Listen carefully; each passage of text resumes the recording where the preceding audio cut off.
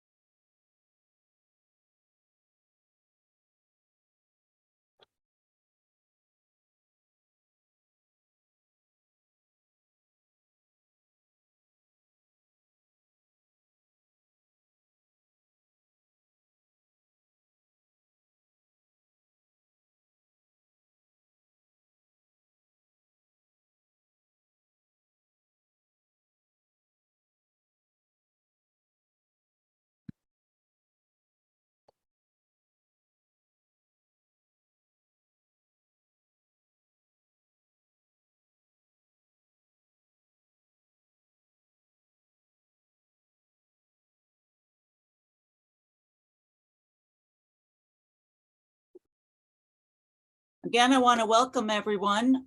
Just going to give it a little bit more time, make sure everyone is able to log in, and we will start the webinar very shortly.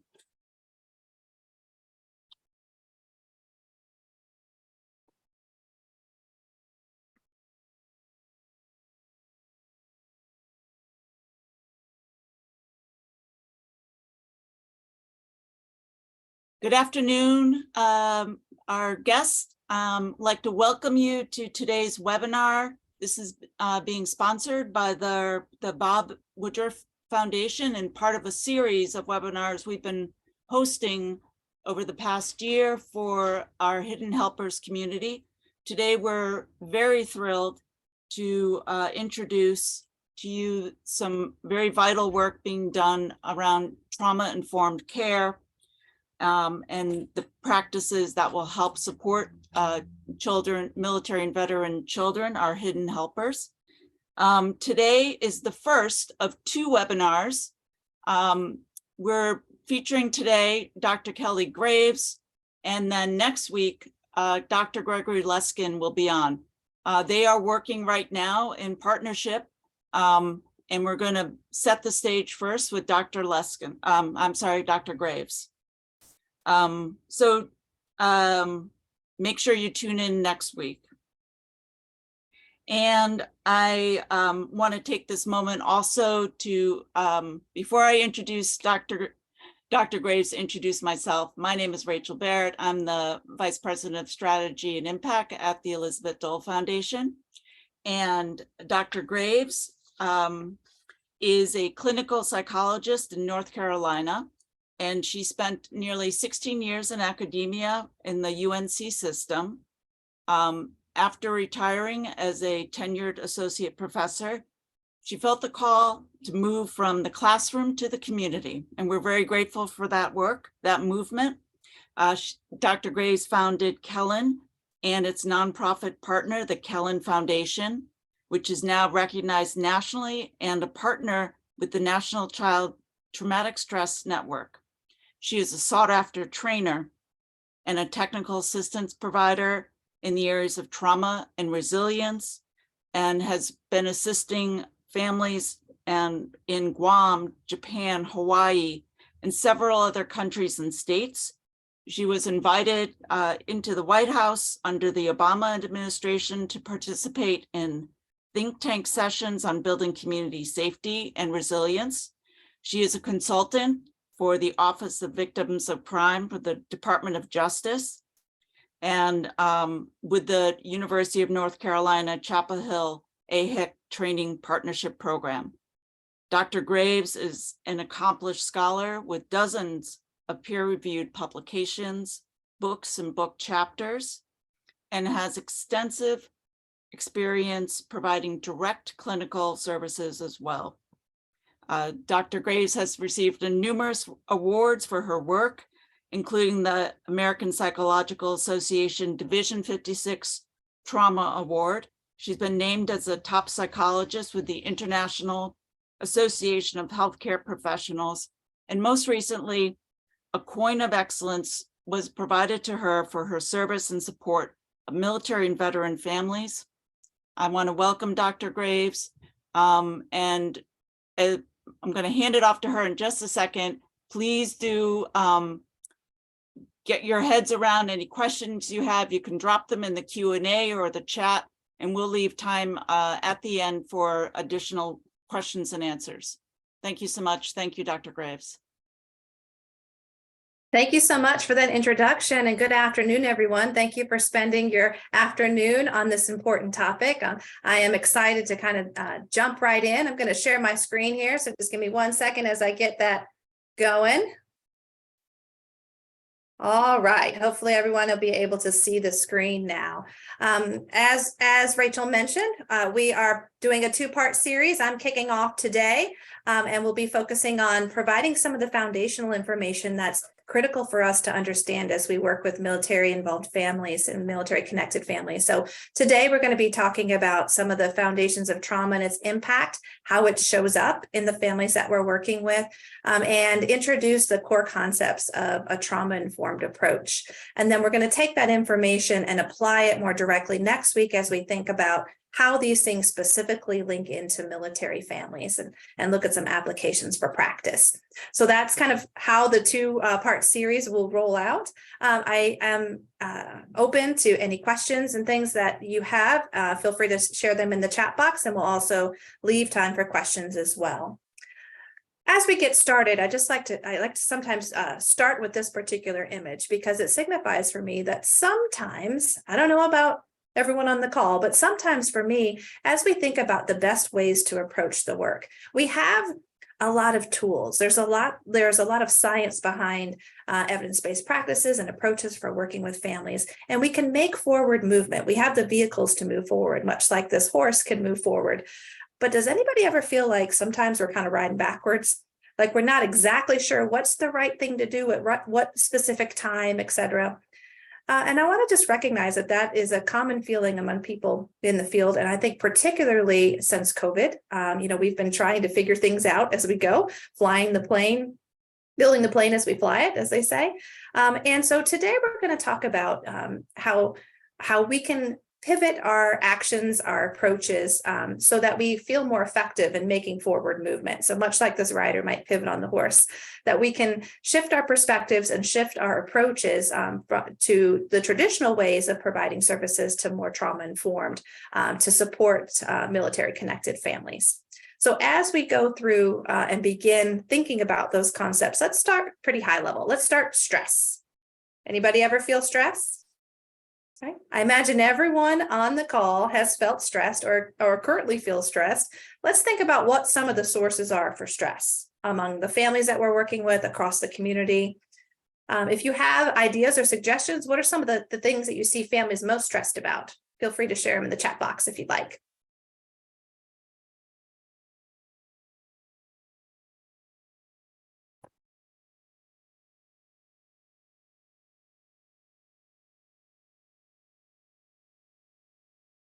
Some of the most common stressors we see here are finances, work-related stressors. Often we hear kids, we hear violence, we hear the demands on time.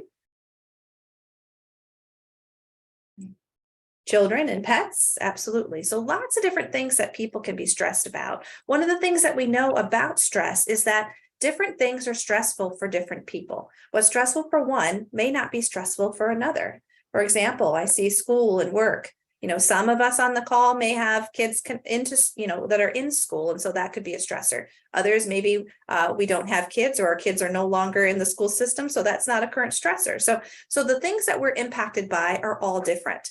So there's not one universal event that everyone experiences stress around. We do know in general that when we experience stress, whatever its source, it impacts our functioning, it decreases our ability to cope.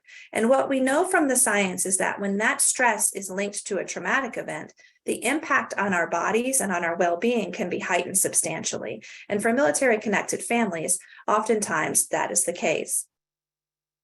Stress at some level is actually good for us.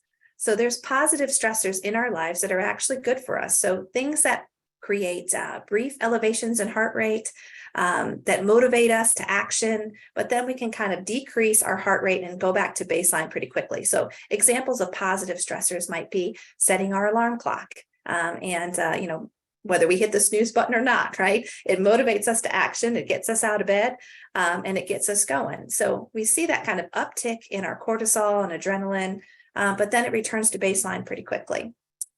We then have this bubble of stress called tolerable stress. And this is where those times and periods of our lives that are just kind of more stressful, a lot more going on at that particular time than perhaps at other times. But in these particular moments of our lives, we can kind of see the light at the end of the tunnel, right? We see kind of if we can get past this particular date or this stage or finish this exam or this quarter or this grant deadline, right? Then, things will even out, right? So we can kind of see the light at the end of the tunnel, and we have supportive relationships. We have people around us that we can lean on. So that's kind of that tolerable bubble. But oftentimes, particularly when we look at traumatic types of events, we can get bumped into what's called this toxic state of stress, where our cortisol and adrenaline systems are elevated and they kind of stay there, right? We don't really have the opportunity to have them come back down. So the reason it's called toxic stress, and it's kind of it's a strong phrase, but the reason it's called that in the science is what happens is that high level of cortisol begins to break us down, break our bodies down. So decrease our immune systems, impact relationships, and increase the speed at which we age. Lots of different ways in which elevated stress long-term can create that negative impact on our bodies. And so what we want to do, obviously, is identify what stage, what bubble different families are in and help to move them towards a more healthy bubble. So when we think about traumatic events in particular, oftentimes traumatic events can bump somebody into that red phase. So the earlier we can identify that phase, the less impact it will have on the person's body. And we'll talk a little bit more about that today. So speaking of traumatic events, I want to pause for a minute. We hear this word trauma all the time. We talk about trauma and trauma-informed care. I want to just pause and invite you to think for a second about what is trauma. Let's imagine that since you are working with families and connected into this line of work, somebody came and said, we want you to write the next definition of trauma. What is trauma? How would you submit your definition? So I'm going to pause for a second and let you contemplate on that. Trauma is what?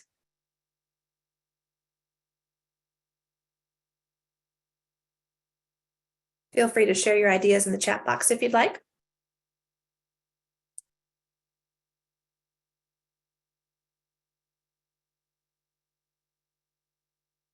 Trauma is, how would you describe it?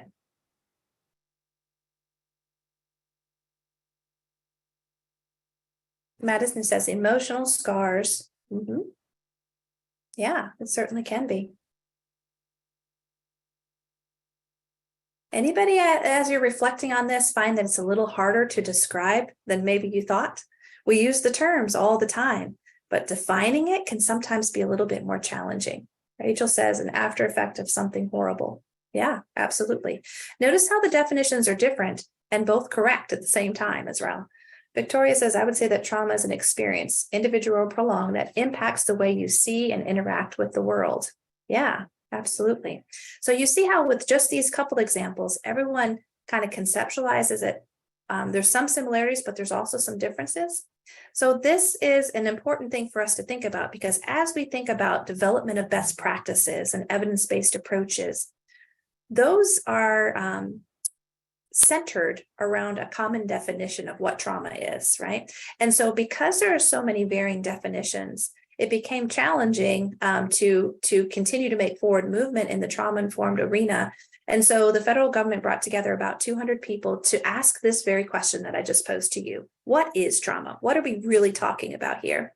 And the group worked for about 2 years and came up with what's called the 3 E's definition.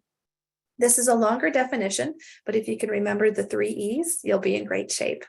So an individual trauma results from an event, series of events, or set of circumstances that is experienced by an individual as physically or emotionally harmful or threatening, and has lasting adverse effects on the individual's functioning and physical, social, emotional, or spiritual well-being. So an event experienced as harmful or threatening that has lasting adverse effects. One of the things that I love about this definition is no matter what particular line of work that you're in this field, there's a place for you to plug in.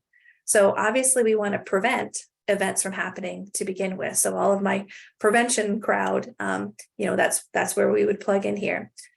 If an event happens, the sooner that we can intervene, our early intervention crew and our treatment crew can minimize and change the way an event is experienced. And we're going to talk about that in a little bit more detail today.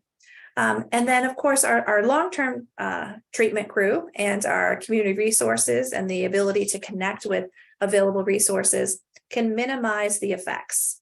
So one of the things to mention is that a large number of people experience different trauma events across the world, and they don't go on to develop post-traumatic stress disorder or PTSD. The differentiating factor is this last E, the lasting adverse effects. If we were to experience something harmful or threatening, it is normal and natural for us to have reactions. We're human. But what differentiates the development of PTSD is how long those reactions might last. How long are they lasting, and how much is it impacting our functioning? So the so what of that, you'll hear me say so what a lot because we want to make sure that we understand how it relates to what we do every day.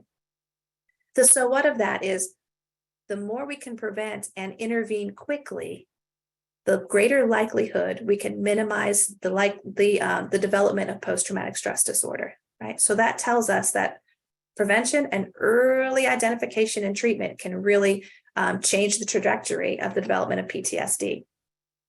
So let's talk about these three E's in order. So trauma events, the first E, lots of different things that people might experience as trauma events. So these are just some of them, definitely not an exhaustive list. This is a chart that was pulled from a SAMHSA manual in particular. But the reason I wanted to highlight this is that we often use approaches where we ask if somebody has experienced a trauma and kind of a checkbox of yes or no. This is helpful. It is helpful for us to know that. And if we want to continue to kind of pivot on that horse and continually improve, the research tells us that the type of trauma event also makes a difference. So SAMHSA included this particular chart to highlight the fact that as you go from left to right on this particular chart, from those caused naturally to those events that were caused intentionally by people, people tend to have a harder time in trauma recovery.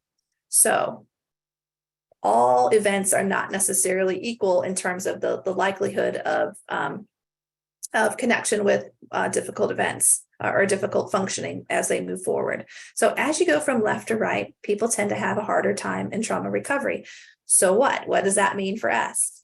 Well, if we take that science and apply it into what we're doing, it means that for individuals that we're working with, which often are military families, not always, but we're focusing on military connected families, intentional acts caused by people are common, right? In terms of exposures that military connected families might have.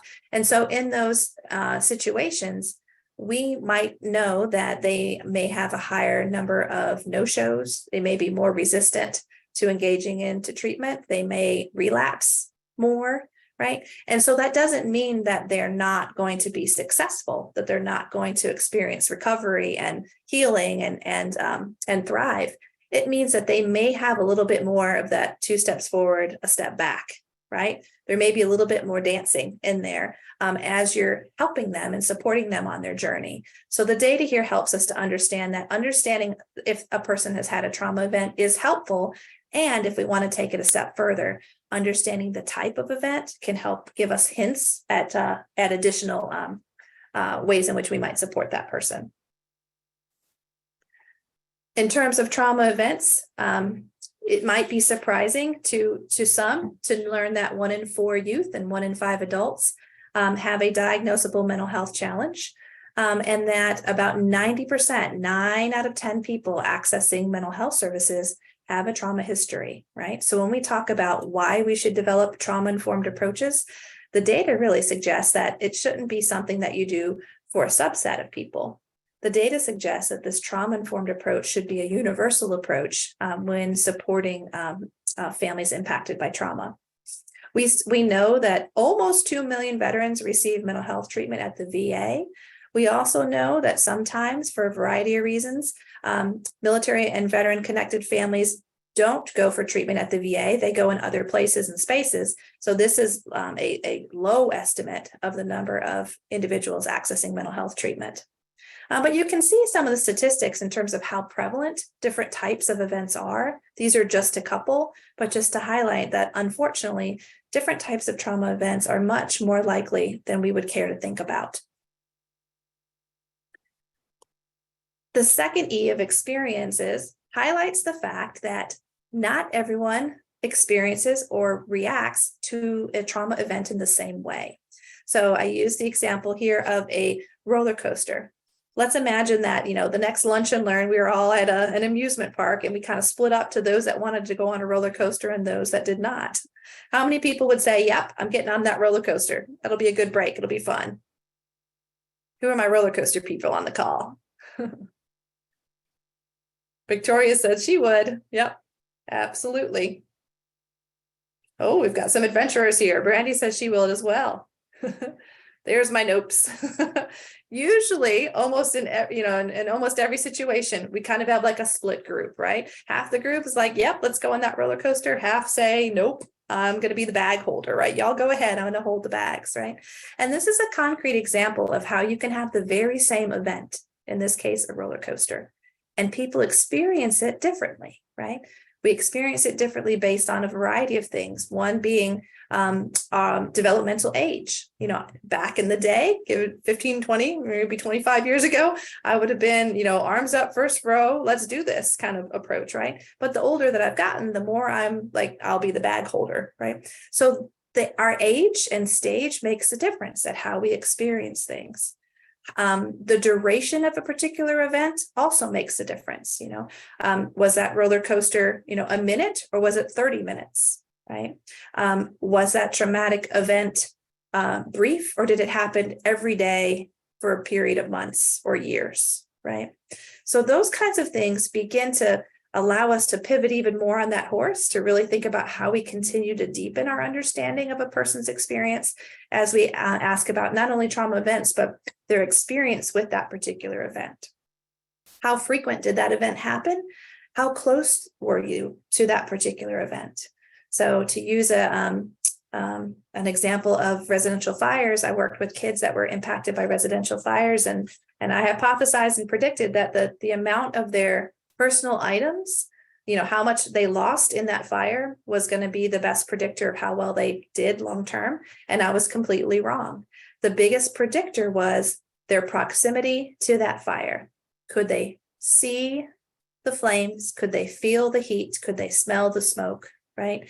That's what made the biggest difference. So proximity to a particular event changes how we experience that event as well.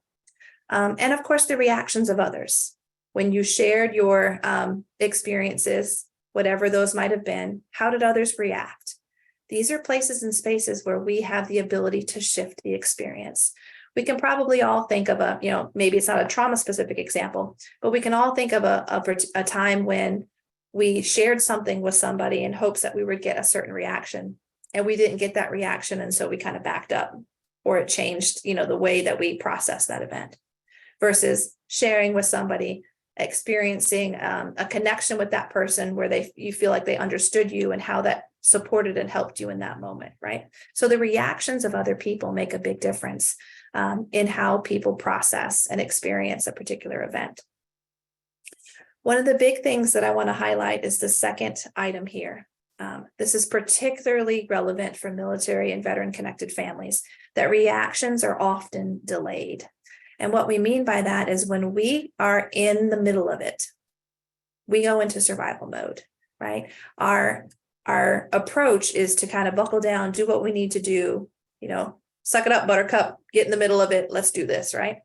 And so when we do that, we might be very functional in that moment. And then the further out we get from that particular time, the more we come out of survival mode, and our brain begins to process and think about what that was, right?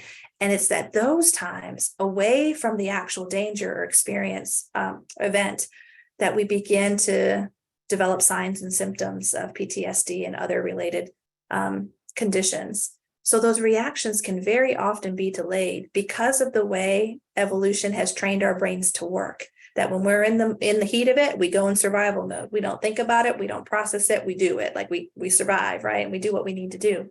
And then later, as we step away from that experience, we begin to think and process more about what that experience meant or means for the person moving forward. So experiences can be different. They can often be delayed. We saw this with COVID, for example. So the Great Resignation didn't happen at the height of when COVID hit. The Great Resignation happened about 18 to 24 months after, right? The reactions were delayed. The spike in mental health and substance use demand for services was also 18 to 24 months after it hit, right? So as everyone began to process what this pandemic has meant for them and in their lives, we begin to see those reactions be delayed. I wanted to highlight that patterns of different trauma events can be different. So there's an acute pattern of trauma which is like a one-time experience of a trauma event. There's complex trauma, which is multiple prolonged events over time. So usually the same or a small number of events that happen over time. And then there's a relatively new concept that surfaced in 2011 called polyvictimization, which is the idea that we can experience many different types of events kind of weaved together over time. And we know that, unfortunately, polyvictimization is the most common pattern in our country. When we think about kids in particular, for those that focus on kids, almost 40% of kids, and this is general kids, not specifically military involved kids, report polyvictimization within the past year. That's a significant number. So that means that 4 out of 10 kids, almost 4 out of 10 kids in our average science class are working to try to learn while managing a high level of stress from polyvictimization within the past year. One of the things that came out of this particular study was that there are sensitive periods for higher levels of victimization. And some of the things that were highlighted were transitional periods. When kindergarten started and when high school started were the two most common levels of kind of peaks of polyvictimization. The takeaway from that, or the so what, is when kids have touch points of transition, whether that's a change in station, whether that's a change in school, a change in residence, the likelihood of exposures to traumatic events increases. The so what of that, we can use that data, we can use that science to drive our programming. This means that when kids are transitioning from one school or station to another, from one base, et cetera, we can build prevention programs, transition programs that provide increased supports during those times, right? So this is how we can use the science to kind of shift what we're doing to provide additional touch points for kids and families in the middle of their transitions. All right, let's talk about this third E of effects. So far we have event, experienced, and we'll talk about the effects now. So the effects of trauma can be broad. We are human beings that are connected to each other. So the way that trauma impacts us can change how we think and feel and act and behave in context with each other. And so one of the ways that begins to impact us is through how we think and our brain development in particular. The large majority of brain development actually occurs by the age of 3. By the age of 3, a child's brain is almost 80% that of an adult brain and almost fully formed by the age of 5. Unfortunately, what we see based on the science is that about a third of abuse and neglect cases are happening in those early years. And so we have this kind of perfect storm to where there's a higher level of abuse and neglect happening when brain development is happening at one of the most rapid paces in our lives. The reason this is important is we have something called neuroplasticity. This is our ability for our brain to change and shift over time, right? So this is a good thing because this is what allows us to grow new skills and to focus attention and to kind of shift our focus across our lifespan. But the brain is most plastic the younger that we are. So I like to use the analogy of slime. I had a kiddo that was very into the slime craze back in a couple of years ago. And so when we think about a child's young child's brain, the consistency, the ability to mold and shape it is kind of, analogous to that slime. We can stretch it. We can really mold it how we want to. It's very malleable. And then as we get older, elementary, middle school, high school, we're more like Play-Doh, right? We can still kind of move and change and shape our brains, but it gets a little bit more challenging. As we get into our middle adult years, we're more like putty. We can learn new skills, but it might take a little bit more practice and intention. Case in point, I got a new phone and it took me a little while to figure it out versus my teenager who just, was going away on day one, right? So that's an example of how learning new skills takes a little bit more time. And as we get into our older years, the consistency is kind of more like clay. We can still move and change and develop new skills, but it takes more time, intention, and practice the older that we get. So what of this? Our brains are built from the bottom up. And so the way our brain grows is based on how we're using it. So let's think, for example, of the physique of a gymnast or the physique of a swimmer, right? You can or a professional football player, right? You can kind of get in your mind their body physique, their body type, so to speak. And that has happened because through repeated use, they have built their body structure that way, right? The brain does the same thing, although we just can't see it because it's inside of our head, right? So the brain grows and strengthens based on how it's used. So what of that is if I am in a high stress environment for extended periods of time, the brain structures are going to start changing in response to that environment. The brain develops to be functional in that way. And that's because we have learned evolution. We need to develop the structures that help us to survive. So what that means is that the areas where we're not spending a lot of time can go through a process called pruning. Pruning is this kind of use it or lose it phenomenon that happens. If we think about like a bush, for any of my gardeners on the call, or people that I don't have a green thumb, so forgive me if I don't use the right terms, but as you are, growing a bush that has multiple branches, you're going to prune it over time so that it grows in a certain direction. And so pruning in the brain happens very similarly. So you can see in the bottom image here, the synapses, and we have billions of synapses in our brains, but you can see the synapses over time through the first 6 years of life, at least. And you can see how it upticks. Think about a 2-year-old. Anybody been around a 2-year-old recently? You can attest to the fact that they're everywhere, right? Their brain circuitry is all over the place at this age. And so pruning helps us. You can see by the age of 6, there's a lot of pruning that has happened because pruning is functional. It helps us to attend to things that we need to attend to for longer periods of time. So pruning can be helpful.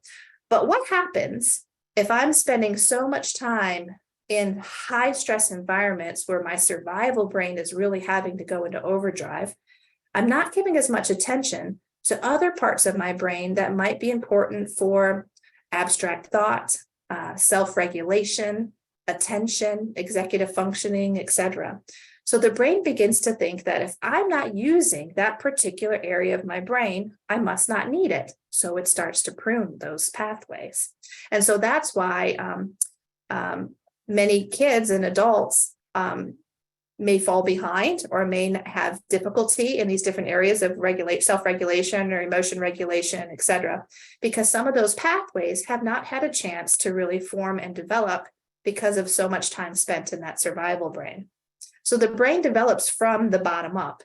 So if I'm experiencing a lot of stress and having to really stay in survival mode, my survival brain here is going to be rock solid. It's going to be really good, right? And then as I have the energy left to go higher, I begin to develop my brain structures appear, right? So what happens over time is when these brain structures at the bottom in the survival brain, they can become super strong, right? To use a technical term, right? Super strong.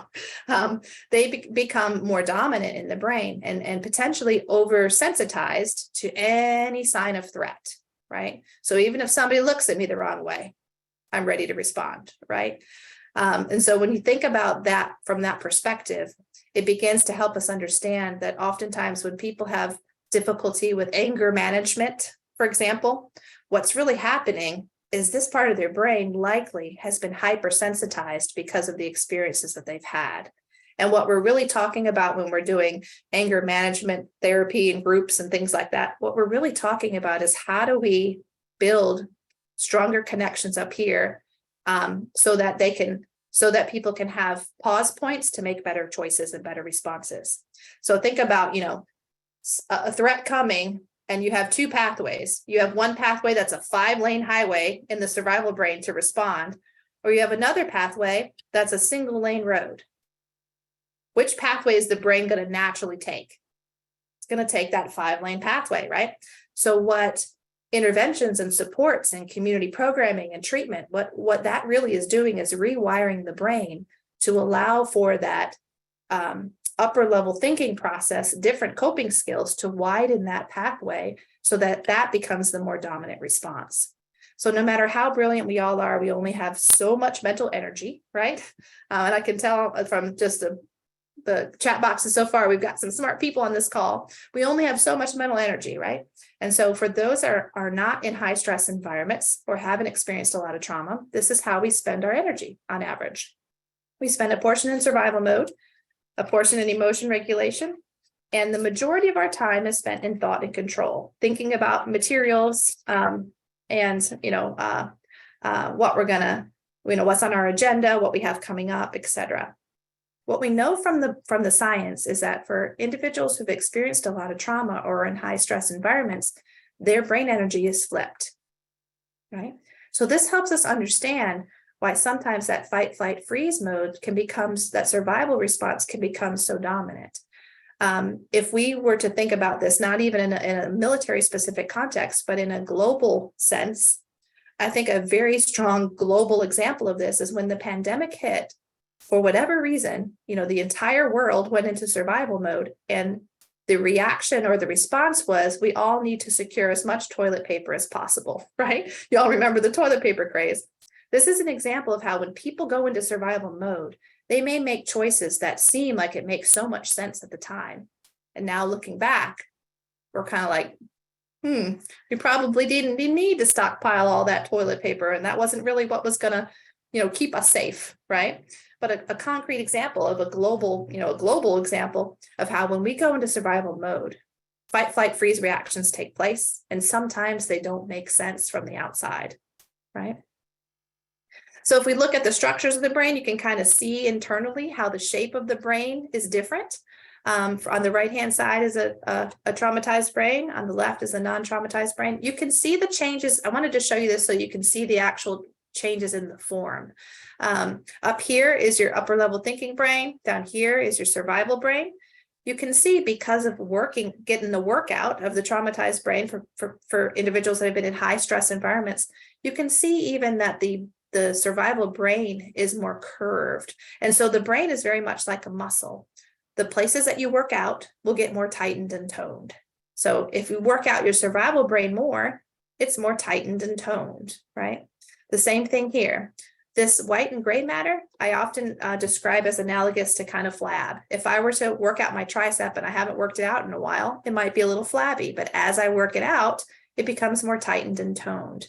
So this white and gray matter is analogous to flab, meaning makes it more difficult for information to pass from one place to another in the brain for information processing, emotion regulation, etc. One person, and I'll never forget this quote, talked about how sometimes she felt like she was swimming through peanut butter, right? So like she knew how to get to the answer, but she couldn't quite figure out how to get there, right? So I think that's a good example of how sometimes those places and spaces of clear thinking are not as clear when we're under high stress environments. Here's an example of how the brain functions a little bit differently. So not only does it form different, but it can function different as well. In these images, we see shifts and changes in blood flow to the brain based on neutral stimuli. So this DEC showed pictures of a cat or a tree, and they mapped blood flow to different parts of the brain. And so on the right-hand side are what they refer to as brains that experienced abuse. On the left are healthy brains. And you can see that to neutral stimuli, people respond differently. The so what of this is oftentimes people who are accessing services, receiving programs, receiving treatment, what we're sharing with them, what we feel like we're teaching them or providing support around may not be what they're fully comprehending at all, right? So think about those situations where you said, we just went over that. They're not catching it. Why are they not catching it? We've gone over this 15 times, right? Some of those things that we might say to ourselves. This helps explain why that might be. If all my energy, let's think about a socket for a minute, a light socket for a minute. If all my energy is in that bottom socket in the survival brain, you can talk to me all day long about what's happening in the upper socket, but my energy is not there. So you're just talking, right? This helps us to understand the importance of mapping on our approaches, whether it's prevention, intervention, treatment, whatever role that you're in, mapping on our approaches based on where they're functioning from. If they're in survival mode, we've got to start there, right? We can't start with, let's build out coping skills, and they're trying to figure out where they're going to find food the next day, right? So we've got to map on our approaches based on where they are and where they're functioning from. And the reality is, with a lot of people that have experienced traumas, they're accessing lots of different systems. So depending upon a person's way to cope, it might be the entry point of what system they're focused in. So whether you're in mental health treatment or in education or in housing or in healthcare, an underlying thread of unaddressed trauma shows up across all of these systems. For some people, when they're experiencing a lot of stress, they kind of internalize, right? They become more withdrawn, depressed, anxious, maybe self-injurious, right? For other people, when they get highly stressed, they act out, right? So you might see them more in the justice system, right? Or dropping out of school, et cetera. So the way that we respond often dictates what system we end up in, but the underlying issue often is unaddressed exposures to trauma events. Another place to look at, and we're going to dive much deeper into this in part 2, but I just wanted to highlight the fact that when we think about the way in which, we think about trauma across systems, the military in some senses could be considered a system as we think about the ways in which military culture and deployment and combat, et cetera, can impact and add to those stressors. And so we're going to dive into that more, but I just wanted to highlight that in addition to these kinds of systems, housing systems, healthcare system, education system, et cetera, we have another layer to consider for military connected families, the military culture and military system as well. I'm imagining that most people on the call have heard of the ACE studies or the Adverse Childhood Experiences study. In a nutshell, for time's sake, I'm just going to share that this particular study is one of the largest epidemiological studies that have been done to date. And in a nutshell, what they found is that as the number of adversities or trauma increases, the likelihood of additional concerns also increases. And that cuts across not only just mental health and substance use concerns, but health issues as well, marital stability, job security, et cetera. So ideally, what we want to see is no ACEs or adversities at all. However, this particular pyramid highlights that the quicker we can intervene when we see ACEs or traumas happen, the more we can disrupt the cycle that has shown that, if you have adversities and trauma experiences, it can change how your brain forms, which can begin to put into place a kind of a domino effect of different types of things in a person's life. And the earlier we can intervene and stop that cycle, the less likely it will be to have long-term negative health effects on the person.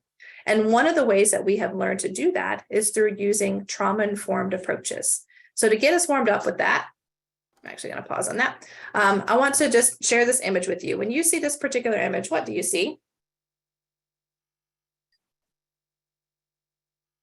What kinds of things do you see when you get to check out this image? This is not a Rorschach or anything, I promise. Victoria said she sees a bird. Yep. Rachel says a rabbit. Olivia wow, that's impressive. You put a little picture of a duck in there. A cute duck bunny, right? Yeah. So lots of different ways that we can see it. Now, most of the time people see either a rabbit or a duck or a bird first, right? And so as Brandon just pointed out, good timing, Brandon, I couldn't have timed that better. He said, I saw a duck, then I saw the rabbit, right? So the more you look at it, the more you begin to see a different piece or a different side of the image. Let's do one more. How many legs does this elephant have? It's always one of my favorites. Mariana says 5, 4, 5, 5, 8, right? Isn't it interesting that we're all looking at the same thing and yet we're coming to different conclusions, right? I share these images not just for, fun, but to highlight the fact that at the core of the trauma movement, the trauma-informed care movement, is the push that the way that we perceive things is essentially important. And that if we can pivot our perspective just a little bit, we're going to see something different in the people that we're working with and supporting. So when I do these kinds of trainings live and I show these images, I always love to see people do this when they're looking at the images. They're tilting their head and then they're like looking at this way and they're like, oh yeah, okay, yeah, now I see it. And if you take nothing else away from this particular lunch and learn, is the urge to act around pivoting that perspective with the people that we're working with every day. Seeing the rabbit and the duck, because often what happens is we see the behavior and we label it and we don't really think about why, right? That's the pivot. Remember that pivot on the horse early on? So it begins, kind of the core of that trauma movement is changing from not just what's wrong with this person that we see, not just like, you see the rabbit and you see the behavior and that's wrong, right? But shifting that approach to why is this person behaving this way to begin with, right? So it's changing the question from what's wrong with this person to what happened, right? That's really that pivotal shift of beginning to understand that trauma impacts people and their behaviors in a variety of ways. It's not just what's right in front of us. There's a reason. And if we only focus on what's in front of us, we'll Band-Aid approach it every time, right? And that person will come back and come back and come back and maybe develop more unhealthy coping strategies versus if we go upstream and figure out what is causing this person to behave or act this way, then we begin to get at the root of it, right? So trauma-informed approaches begin to shift that perspective and allow us to, in a thinking way, go upstream in our thought process to what's happening, what happened to this particular person. And then that leads us to what can I do now to address that situation more effectively. So the evolution of the trauma movement continued to flow from there. So we become more trauma aware, which is kind of the nuts and bolts of what we've talked about today. And then we begin to develop trauma-specific services and responses to that. That allows our system as a whole to be more trauma sensitive. And then we begin to develop organizational change that supports that by being more trauma informed. So maybe that looks like changes in our policies, right? Changes in the way that we assign cases or we assign kids to different programs, right? Maybe it's an agency commitment to self-care and to supporting the workers so that the workers don't burn out, right? So you can see how it has evolved over time from an awareness of trauma to really responding to how we work with individuals that have experienced trauma in a more effective way. And leading right from that, the group that developed the 3 E's, anybody remember the 3 E's? Little pop quiz here.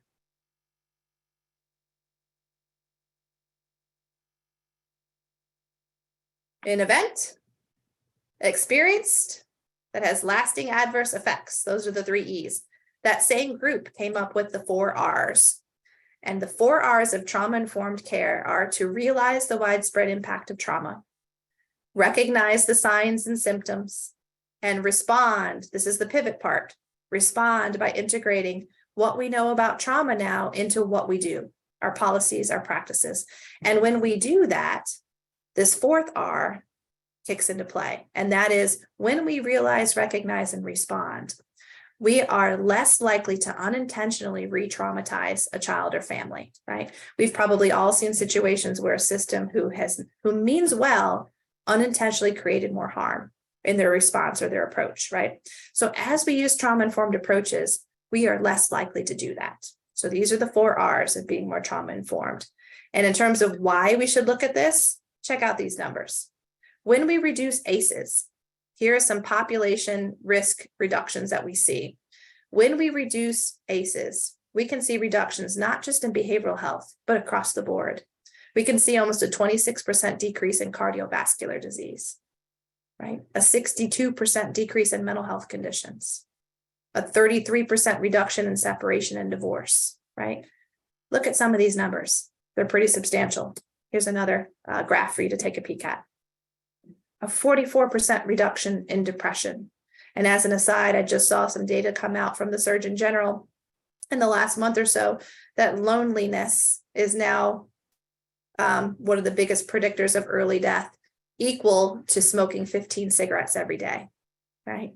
So that tells us that depression and loneliness has reached epic proportions to be able to address that, right? So if we can address those issues by addressing adversity, we can reduce depression by almost 44%. At the same time, and I'll wrap up here just a second and leave time for questions here. At the same time, it's important to not only address all the negatives, like prevent the negatives, right? But it's also important that we build the positives. There's a whole growing science called hope science and resilience science that is highlighting the fact that resilience is not the opposite of trauma, right?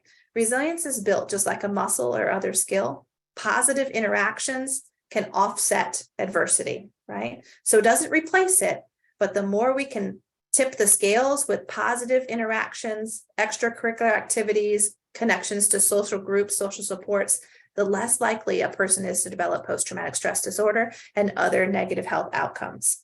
So this can happen at an individual level. So if you're doing programming or support at an individual level, that can happen in terms of self-regulation and coping skill programs and those kinds of things.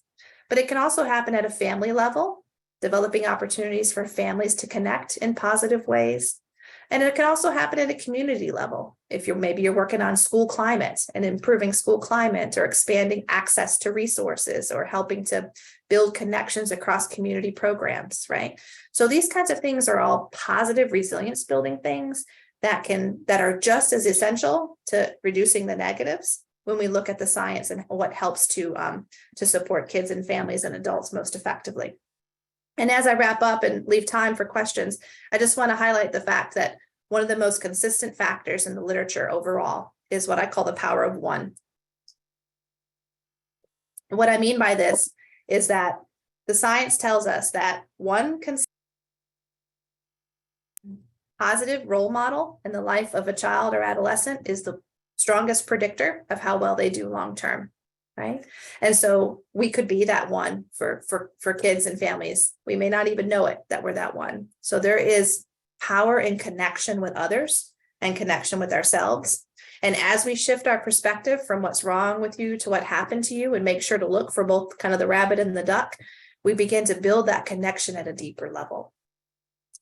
Wherever you are, it's okay to start there. Becoming more trauma informed isn't like a light switch. It's not like it's on or off, right? It is much more like a dimmer switch. It is continual movement and pivoting so that we can continue to strengthen our approaches over time as we learn more from the science and from the research about the best ways to support people across the lifespan. And as we do so, we can continue to kind of pivot on that horse so that we feel more effective, which helps not only the people that we're supporting, but it also helps ourselves. It helps us feel more confident in our work, more connected to it, which becomes a buffer from burnout, right? We know the workforce has been stretched, right?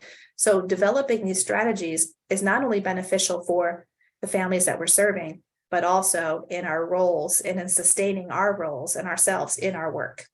So that's all that I was going to share with you today, in particular related to kind of setting the stage for the importance of looking at trauma and trauma-informed approaches. I'm going to stop sharing now and take any questions or comments that we might have. I see a question early on that says in the Q&A box, does delayed processing look different for children and adolescents experiencing trauma versus for adults? The answer to my knowledge is no. The way in which we can kind of delay our processing is similar. One of the primary differences is, though, as adults, we have a little bit more say as to when we respond to different answers. Kids and adolescents are kind of expected when they're asked a question to respond. Their test dates are set, right? They have a pop quiz. They have, these things are kind of a little bit more outside of their control. So it may have additional negative consequences for them, but the same kind of delayed processing can happen for adults. One caveat to that answer is that the processing speed slows down more the older that we get. So in that sense, it looks different because delayed processing for adults is kind of delayed plus, right? The way that we process things is a little bit different and slower for adults. So, but in general, that the general field or the process is parallel. Dr. Graves, thank you so much. And I do have a couple of, at least one other question I wanted to ask you while folks are thinking, and really encourage you. This is an amazing opportunity to get some big questions answered. What are the implications in everything that you've laid out in terms of brain health, resilience, after effects, interventions that are early on? What implications are there for policy, especially perhaps in the military child sector? And is there anything that you know of that we should be aware of for the Hidden Helpers Coalition? Mm-hmm. So in terms of policy, I think the data scream loud and clear that the earlier we can intervene, the better. So we need to expand our access to services early on. And I think it also highlights the need for prevention, particularly in this work. Policy also, I think, would link to availability of positive things, not just things that are kind of more crisis oriented, but how do we build policies and that support programs for positive supports for kids and families. So that is a critical piece. From a policy perspective, there is a lot of movement happening right now at the federal level with additional funding streams for this type of work. There's something called the Rise from Trauma Act, which has been passed that focuses on supporting local coalitions that are kind of mobilizing to build a community focus in communities across the country. So there's a lot of funding from that perspective. And Dr. Leskin, if you have additional thoughts on that, please feel free to chime in as well. I know that from an NCTSM perspective and a federal perspective, there are additional funding resources that have been allocated to kind of build out additional programs in this space as well. And we have another question about, you've mapped out a lot of the places where you should be intervening. You identified the military system as a system. Have you found any adoption or welcoming by the DoD of the issues that you've talked to us about today? In my opinion, I think we have a lot of we've made a lot of progress and we have a lot of space to grow. I think if we look at a couple decades ago, when we talk about mental health and wellness, it was much less a focus or even considered in terms of being something that was discussed within military systems.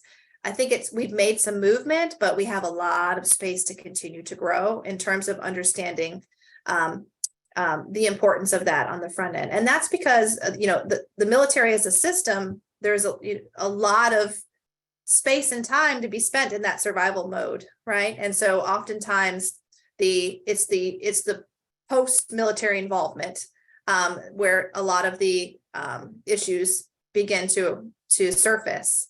And so that support for veteran families, I think, is critical. That's, that links into the policy piece that we just discussed earlier. But being able to understand the need for post active duty services, but also the other thing that I think is essential for us to think about is that military affects the whole family.